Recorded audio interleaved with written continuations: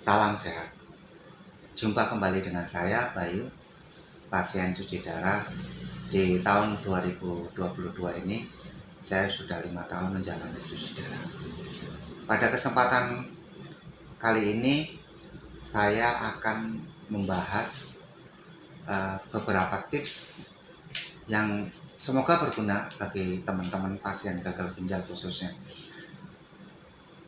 Bagi teman-teman pasien yang sering sesak, napasnya terasa pendek, kalau jalan itu sering ngos-ngosan, jalan 10 meter, 20 meter, itu sudah ngos-ngosan nggak kuat, sebaiknya tonton video ini.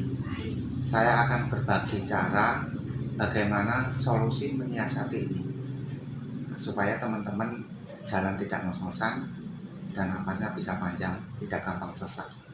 Oke ya, simak video ini sampai selesai dan saya harap bisa berguna bagi teman-teman. Oke, sesak napas bagi pasien HD itu yang pertama, mari kita koreksi, kita evaluasi apa yang kita minum dan apa yang kita makan. Yang pertama, kita minum ya. Sesak yang disebabkan oleh cairan itu ciri-cirinya gimana? Kalau kita tidur, kita baring, itu terasa sesak. Tapi ketika kita bangun, tidak terasa sesak. Itu artinya sesak napas kita, sesak yang kita derita terjadi karena cairan. Kemungkinan cairan di dalam tubuh kita itu sudah banyak. Sudah banyaknya berapa? Sudah banyak itu yang saya tahu, toleransi kenaikan berat badan pasien HD dari HD ke HD maksimal itu 5%. Jangan lebih 5%. Kalaupun lebih 5%, misalnya nggak sesak gitu ya, itu nanti akan memberatkan jantung, kerja jantung. Jadi lama-lama jantung kita bisa bermasalah. Jadi sebaiknya kenaikan berat badan jangan lebih dari 5% dari berat kering kita. Kalau misal berat kering kita 60 kilo, 5%-nya berarti 3 kilo ya. Jadi kenaikan berat badan kita dari HD ke HD jangan melebihi 3 kilo. Akan lebih bagus kurang dari 3 kilo. Nah, di sini saya akan berbagi bagaimana caranya kita mengontrol supaya kenaikan berat badan kita itu tidak lebih dari 5%. Kita butuh alat bantu. Alat bantunya namanya timbangan. Timbangan seperti ini. Ini timbangan digital. Harganya sangat murah. Kalau kita beli online, harganya itu sekitar 60 sampai 100 ribu. Ya, silakan teman-teman beli ini. Ini penting, sangat penting. Jadi setiap hari atau setiap waktu kita timbang. Karena pasien HD ini kan bermasalah dengan cairan ya, dengan kenaikan berat badan. Tiap hari kita timbang. Jangan sampai lebih dari 5% atau sebaiknya kurang dari 5% kenaikan berat badan kita. Jadi misalnya dalam satu hari itu kalau HD-nya 2 hari atau 3 hari, yang maksimal berarti satu hari itu boleh naik itu 0,7 atau 700 gram. Jadi kita kontrol di situ. Bagi teman-teman yang bermasalah dengan cairan atau tidak bisa menahan haus, pengennya minum banyak, silakan tonton di channel saya. Itu yang judulnya itu kurangi endapan cairan.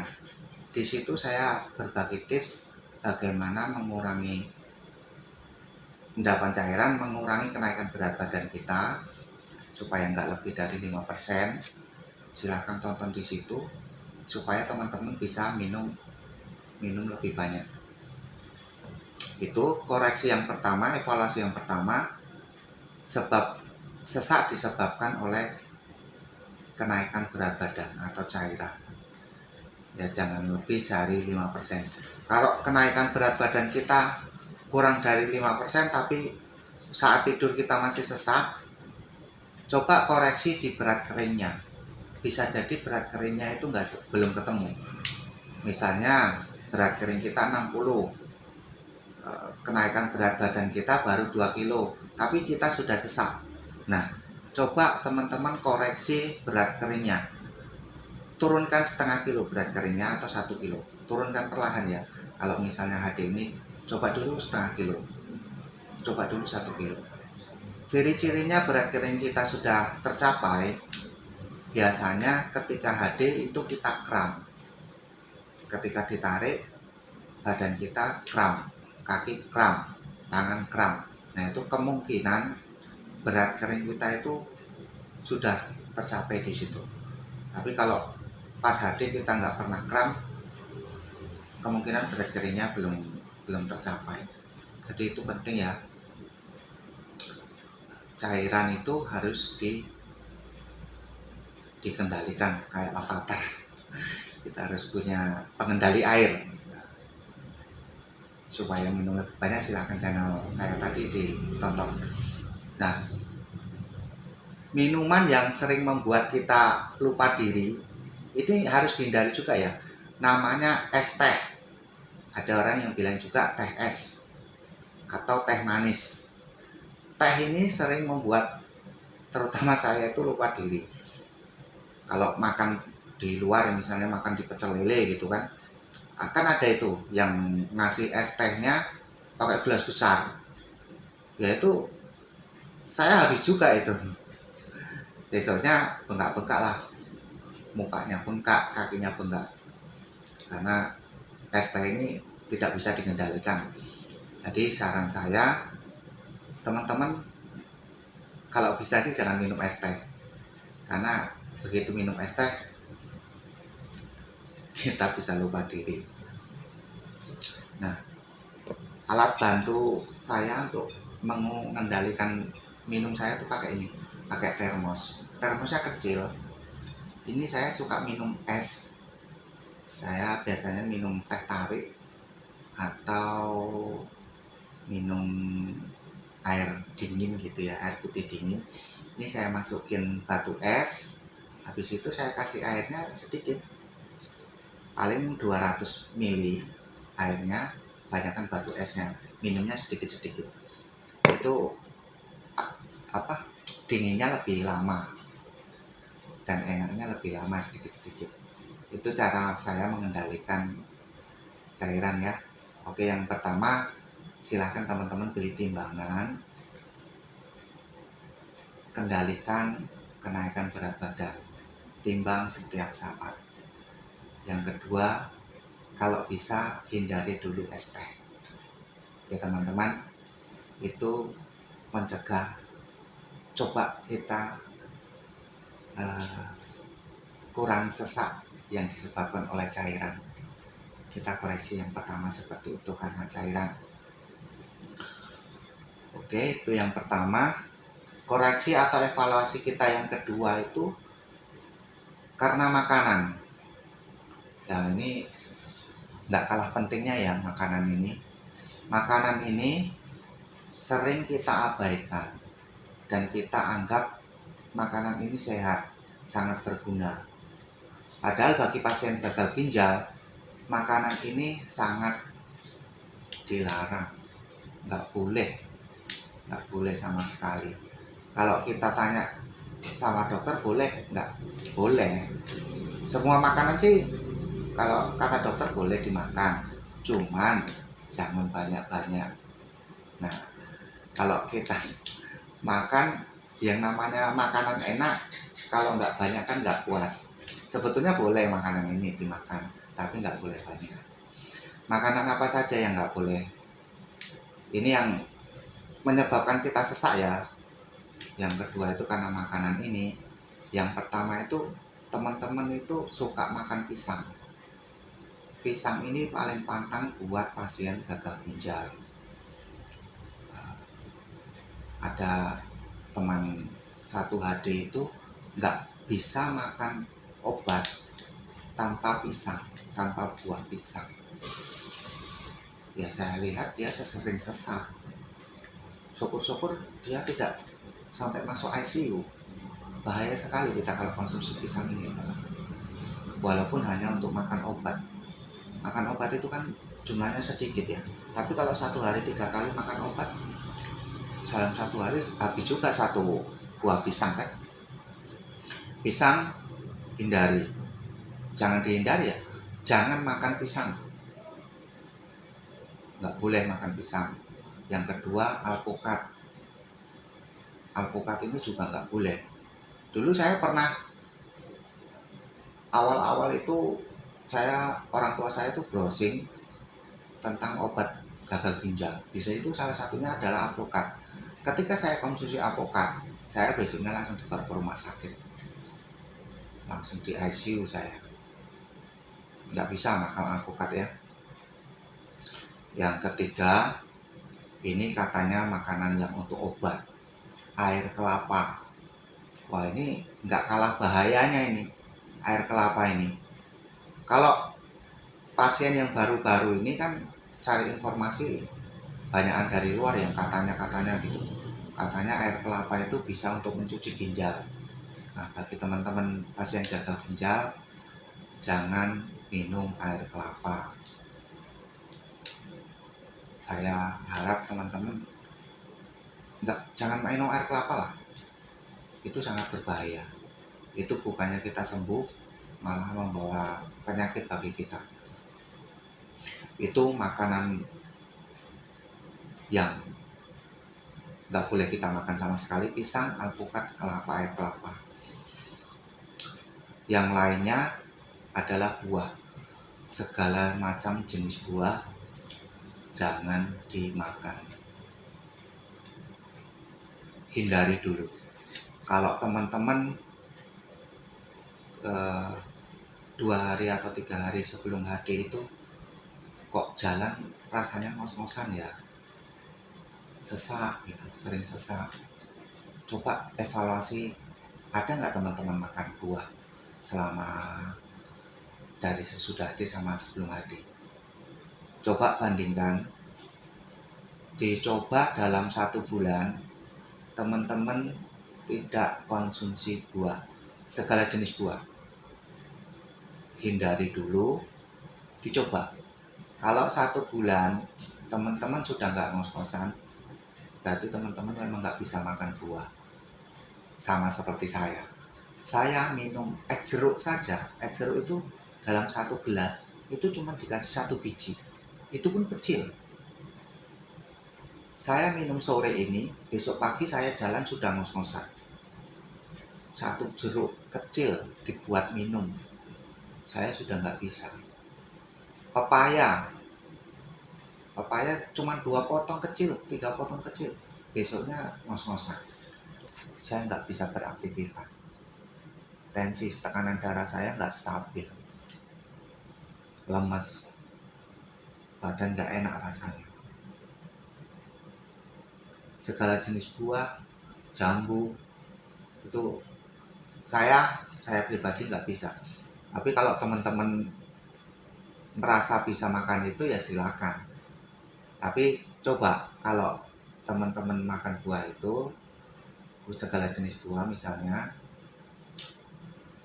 rasanya gimana?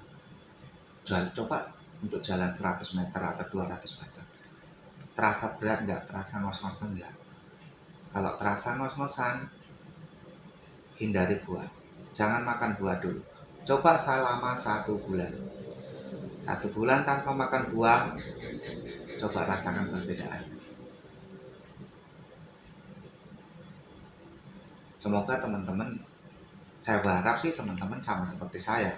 Ketika saya tidak makan buah, saya bisa beraktivitas. Saya tidak sesak. Jalan 1 kilo, 2 kilo saya tidak merasa sesak.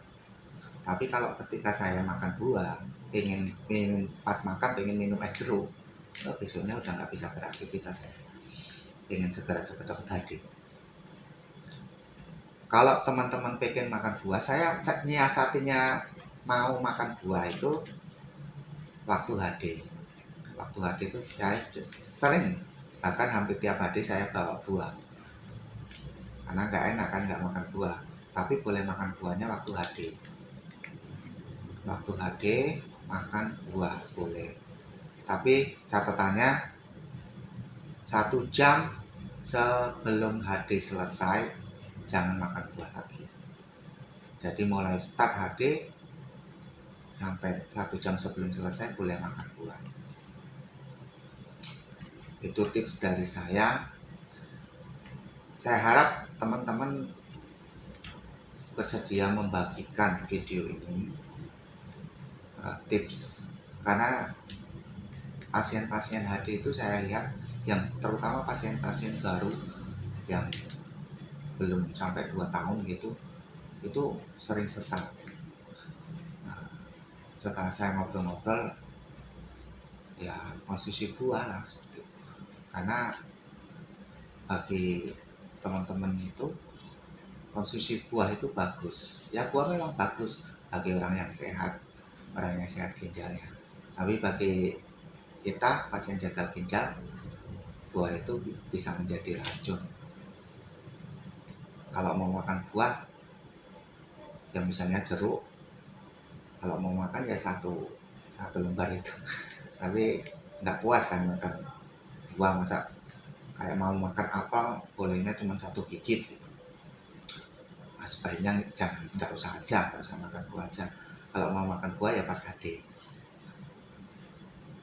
Ini penting kalau teman-teman yang sering sesak, kontrol cairan nggak boleh lebih dari 5%. Kalau kurang dari 5% masih sesak waktu tidur. Kalau ciri-cirinya sesak karena cairan waktu tidur itu terasa sesak. Tapi kalau sudah bangun beraktivitas nggak sesak karena airnya udah turun ke kaki. Nah, itu artinya kenaikan berat badan teman-teman ini, jumlah cairan yang ada di dalam tubuh teman-teman sudah lebih dari 5%. Kalau belum lebih dari 5% tapi sudah sesak, itu artinya berat kering teman-teman itu harus diturunkan lagi. Yang kedua, karena konsumsi buah.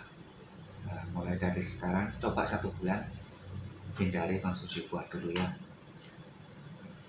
Coba bandingkan tanpa konsumsi buah. Saya berharap teman-teman walaupun sakit ginjal masih bisa beraktivitas seperti biasa, seperti orang sehat, bisa jalan ke sana ke sini, masih bisa produktif, masih bisa menghasilkan cuan. Saya berharap video ini saya berbagi karena banyak teman-teman pasien HD yang ya saya sering jumpai ya masih sering sesak gitu. Ketika saya ngobrol-ngobrol, saya tanya, saya cek makanannya ya makan buah itu kebanyakan. Karena saya sendiri dulu waktu saya sering makan buah, pas mau berangkat HD kesusahan, sesak gitu ya. Kalau sudah sesak itu nanti tekanan darah kita tinggi. Itu tips dari saya, semoga berguna. Silakan di share video ini, semoga video ini juga berguna bagi teman-teman di luar sana. Oke, salam sehat dari saya, sampai ketemu di video